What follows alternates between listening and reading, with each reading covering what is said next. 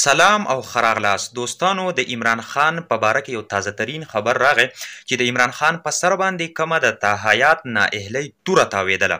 تاحیات چیرې عمران خان به تاحیات عمر بر له نااهلي کېږي، هغه نااهلي 15 کالو ته راله او عمران خان ته یو غټ افر میلاو شو، خو د هغه افر په بدله کې د عمران خان نه څه ډیمانډ کړی شوی دی. او بل طرف ته تاسو ته پته ده چې د لندن پلین نه پس دوبۍ پلین چې هغه یا کامیاب روان دی او که فیل شو، د هغې په باره کې معلومات دي. او په مراد سعید او په عمران خان او د عمران خان په کسانو باندې فیصل واوډا د سلیم صافي په یو پروګرام کې ډیر غټ الزام لګولی دی چې هغه الزام څه دی. او اوس خلک څه ډیمانډ کوي چې یاره د فیصل واوډا سره دې څه کار وکړلی شي او فیصل واوډا له دې راشي چې بهی دغه خبرې صفا کړي.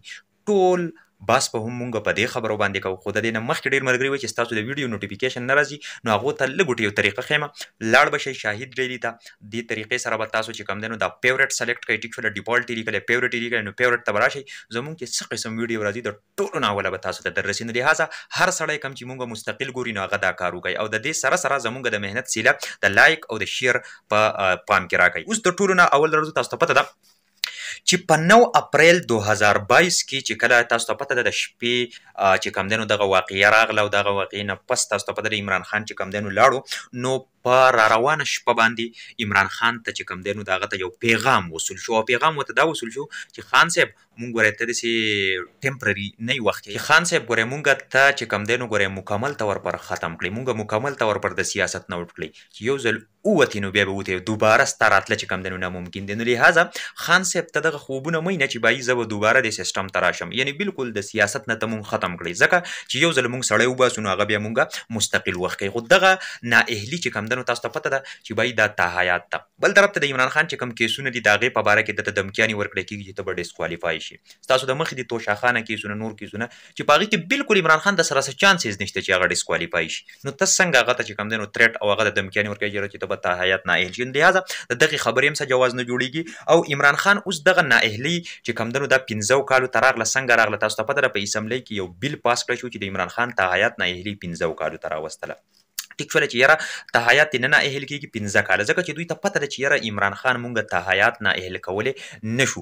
نو دغه بیل چې کوم دی نو پاس کړلی شو چې په دغه کې دغه ویل چې د عمران خان چې کومه د عمر بر دغه ونه هغه اوس عمران خان ته په دې باندې چې کوم دی نو یو تریټ میلاویږي چې یاره ته ګورې د نواز شریف او د جهانګیر ترین خلاف ورزي ونه کړې، د هغې چې کومه مطلب دا دی نااهلي ختمېږي. نو لهذا ته په دې کې خیر دی څه مه وایه او هغو دې نااهلي ختمه کړلی شي. خو بل طرف ته خلک عمران خان ته وایي چې ګورې ټیک ده که نواز شریف او جهانګیر ترین نااهلي ختم هم کړی شي خو هغه ستا مقابله بیا هم نشي کولی، را دې شي ودې درېږي په مقابله کې، هېڅ مسله هېڅ ټینشن نشته دی. خو تا خپله خبره ډټ کار کوه چې ګورې زه به الیکشن کوم او په هر حال کې به کوم. نو دا هم ډېر ښکلی پوینټ او ښایسته خبره ده.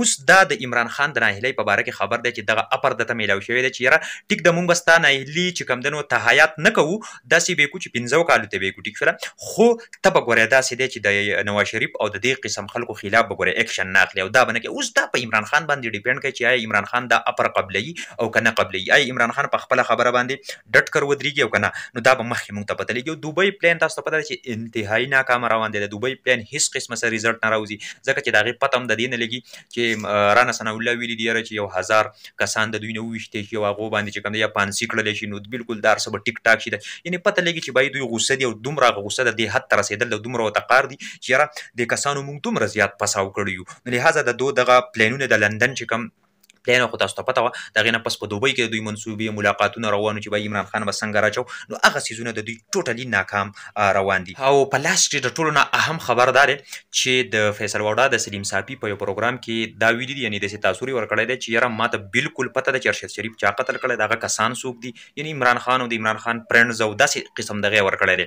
نو اوس خلک په دې باندې راوچت شوی دی چې فیصل واوډا دې بالکل عدالت کې راوغواړي، ورته دې وایي چې بهی ستاسو کوم ثبوتونه دي وښایه، مونږ خو په دې خوشحال یو چې بهی څوک هغه چا قتل کړی، هغه قاتلان دي معلوم کړلی شي، مونږ خو په دې خوشحال یو او دغه ثبوتونه مخې ته راوړه. دا خبره تا څنګه کړې ده؟ دا خبره تا په کم قانون سره کړې ده چې یاره د دو ثبوتونه زما سره دي، کسان راته معلوم دي، بالکل راشه ثبوتونه راوړه او دغه وښایه او عدالت ته له پکار ده چې دا راوغواړي په ښه په زبردستۍ سره درته ووایي چې یاره ته ګورې بالکل دغه کم ثبوتونه دي دا راوړه چې دومره په اسانه مسله حل کېږي او ستا سره دومره ثبوتونه شته دی. نو لهذا هغه ظاهروي داسې چې عمران خان او د عمران خان کسان چې کوم دی نو په دې کې لاس و یا دا ښکته او پورته، نو لهذا اوس عدالت له په دې اکشن پکار پکار دی. ها دوستانو دا نننی اپډیټس خو تاسو ته پته ده بره مې یو لینک ورکړی دی دا لینک د سره جاین کړئ دا زمونږ د شاهد ډیلی ګروپ دی نو په دې کې مونږ هغه نیوز هم تاسو سره شیر کوو. نو دغه ګروپ کې زمونږ ممبر جوړ شئ تاسو پکې هم پوسټونه کولی شئ د پالیټکس حوالې سره او خپله رایې زموږ سره کول او شیر کولی شئ په دغه ګروپ کې. په اخر کې خپل ورور شهید اقبال له اجازت ورکوي د لوی الله په امان.